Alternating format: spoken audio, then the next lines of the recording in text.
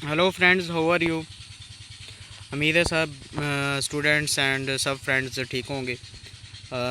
No आज हमारा lecture है डिफरेंट बायोलॉजिकल ऑर्गेनाइजेशन लेवल। उसमें सबसे पहले थोड़ी सी टर्मिनोलॉजीज़ हैं और कुछ बेसिक करैक्टर्स हैं जो कि ऑर्गेनाइजेशन लेवल को समझने के लिए उसको हम अंडरस्टैंड करेंगे। तो सबसे पहले हम आ जाते हैं कि बायोलॉजिकल ऑर्गेनाइजेशन लेवल को समझने के लिए थोड़े से मेन पॉइंट्स हैं जिनको हम कवर करना बहुत ज़रूरी समझते हैं। फर्स्ट ऑफ ऑल है बायो एलिमेंट्स। बायो एलिमेंट्स क्या होते हैं? ऐसे एलिमेंट्स जो डिफरेंट एटम से मिलके बने हों और वो ज़िंदा जानदारों की बॉडी मास बनाने में वेरी इंपॉर्टेंट रोल प्ले करते हों। जैसे according to bio elements name से expressed the elements which are used in the formation of various chemical compound for which living organism are made are called bio elements. तो जो मैंने detail आपको बताया कि बायो एलिमेंट्स वो elements होते हैं जो किसी भी इंडिविजुअल्स की बॉडी को बनाने के लिए अपना मेजर रोल प्ले करते हैं, बायो एलिमेंट्स कहलाते हैं। तो नेचुरली तौर पे कहते हैं कि out of 92 naturally occurring chemical compounds में 16 बायो एलिमेंट्स पाए जाते हैं। ठीक है, टोटल नेचुरली तौर पे 92 बायो एलिमेंट्स हैं, उनमें से 16 बायो एलिमेंट्स हैं। आउट ऑफ 16 में से 6 एलिमेंट्स ऐसे हैं बायो एलिमेंट्स जो कि 99% बॉडी मास बनाते हैं ह्यूमन की बॉडी का। ह्यूमन की बॉडी में 99% सिर्फ और सिर्फ 6 बायो एलिमेंट्स हैं जो कि बॉडी का 99% बना देते हैं। और 1% कौन से हैं? वो डिफरेंट है जिसमें ट्रेस एलिमेंट्स आ जाते हैं, जिंक, मिनरल, क्लोरीन, फ्लोरीन वगैरह। इसी तरह नेक्स्ट देखें, हम देखेंगे कि ये जो 6 एलिमेंट्स हैं इनकी परसेंटेज क्या है हमारी बॉडी में। स्पेशली ह्यूमन बॉडी की बात करेंगे यहाँ पे हम। ह्यूमन बॉडी में इन मिनरल्स की, बायो एलिमेंट्स की क्या कंपोजिशन है और क्या परसेंटेज है।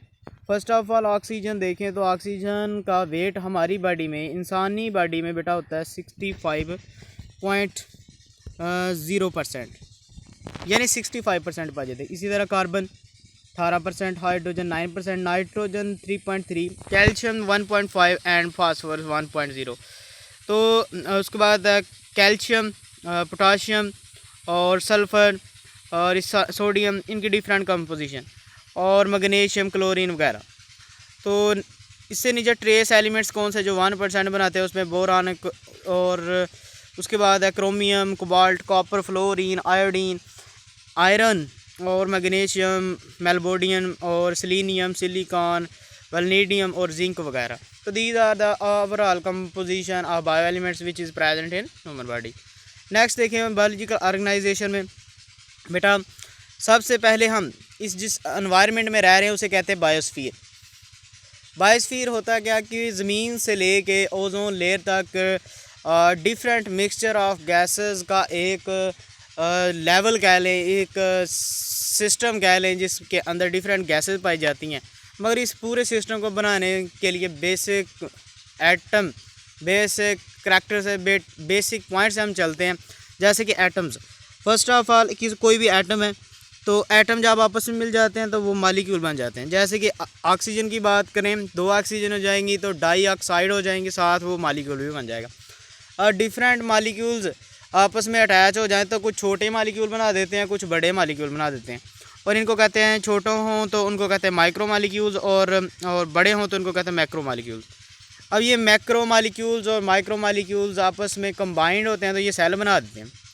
तो ये एक सीरीज वाइज, मरहला वाइज सीरीज़ है डिफरेंट चीज़ों की।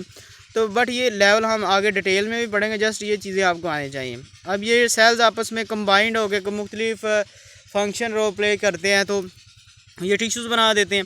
अब ये टिश्यूज़ कंबाइंड होकर आर्गन बनाते हैं और आर्गन आपस में मिल के तो एक आर्गन सिस्टम बना देते हैं, जैसे कि डाइजेस्टिव सिस्टम वगैरह। अब ये डिफरेंट आर्गन सिस्टम्स आपस में जब कंबाइन होते हैं तो ज़ाहिर है ये फिर एक इंडिविजुअल बना देते हैं।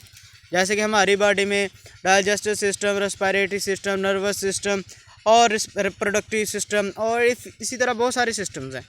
लिहाजा इसी तरह जब ये ऑर्गेनिज्म आपस में इकट्ठे हो जाते हैं तो एक ही तरह के अगर हों तो वो पॉपुलेशन कहलाते हैं, और डिफरेंट पॉपुलेशन आपस में हो जाए तो ये कम्युनिटी बन जाते हैं। और डिफरेंट कम्युनिटीज़ जब इकट्ठी रहना शुरू कर दें तो ये इकोसिस्टम बना देते हैं, और इकोसिस्टम के अंदर प्लांट्स एंड एनिमल्स भी सारे इकट्ठे हो जाते हैं, और इस इट मीन वो ओवरऑल बायोस्फीयर बना देते हैं। नेक्स्ट देखें बायोस्फीयर की डेफिनेशन। ये मैंने बोला था डिफरेंट हम टर्म्स आहिस्ता आहिस्ता सारी एक्सप्लेन करेंगे।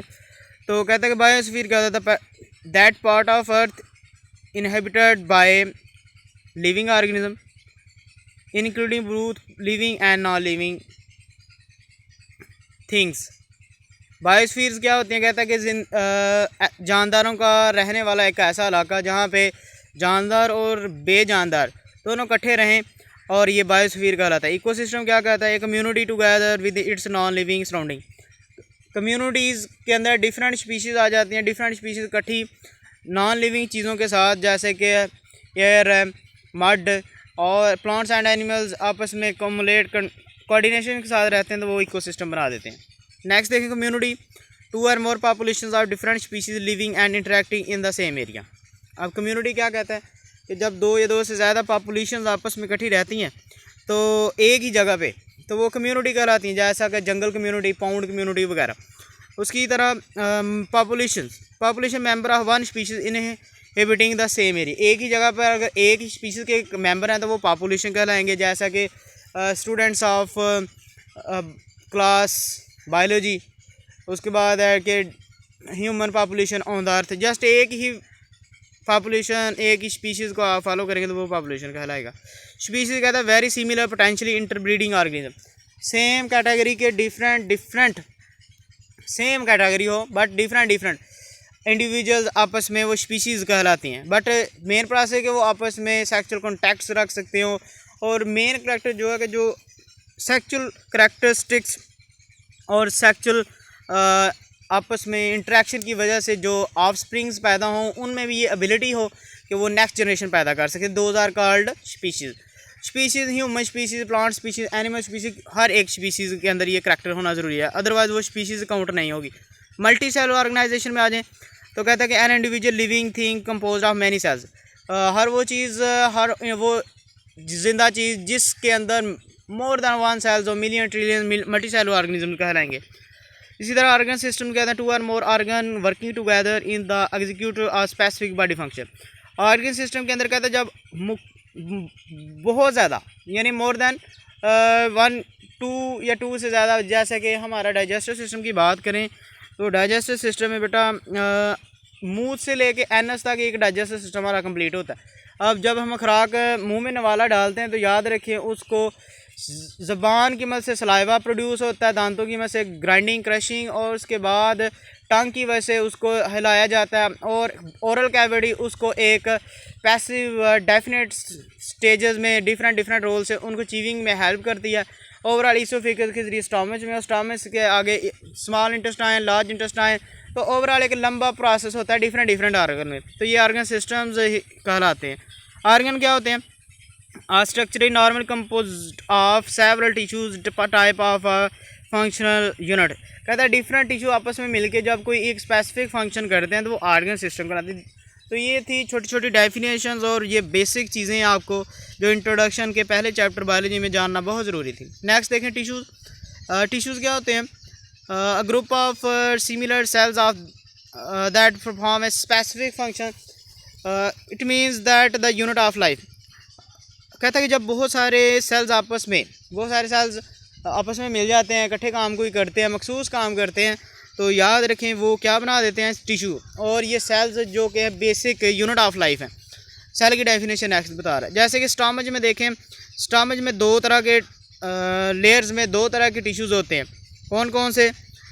स्मूथ मस्कुलर टिश्यूज़ और डिफरेंट्स होते हैं, बट आपने लोअर लेवल पे 2 तरह के एपिथेलियल टिश्यूज़, और उसकी तरह नर्वस टिश्यूज़ होते हैं, लॉस कनेक्टिव टिश्यूज़ होते हैं। तो ये डिफरेंट टाइप ऑफ सेल्स जो अक्यूमुलेट करके एक टिश्यूज़ की स्ट्रक्चर कंबाइन करते हैं। ऑर्गेनेलीज क्या होते हैं? A structure within a cell that perform a specific function. Organelles mean जैसे कि सेल के अंदर न्यूक्लियस भी एक ऑर्गेनेली है, माइटोकॉन्ड्रिया भी, गाल्जी बॉडीज़ भी, क्लोरोप्लास्ट भी, एंडोप्लाज्मिक रेटिकुलम भी, गाल्जी बॉडीज़ भी, राइबोसोम्स भी, ये सारे क्या है? ये सारे ऑर्गेनेलीज है। अब ये देखें माइटोकॉन्ड्रिया क्या करता है? ये बॉडी के लिए एज ए प्रोटीन होस्ट के तौर पे काम करता है, ये प्रोटीन बना के देता है। इसी तरह एनर्जी पावर स्टोर के तौर पे काम करता है। इसी तरह न्यूक्लियस क्या करता है, ओवरऑल कंट्रोल करता है activity of the cell and cytosol. Next देखिए क्लोरोप्लास्ट क्या करता है, it is a productive and productor of the solar energy to electrical energy in form of potential energy and kinetic energy.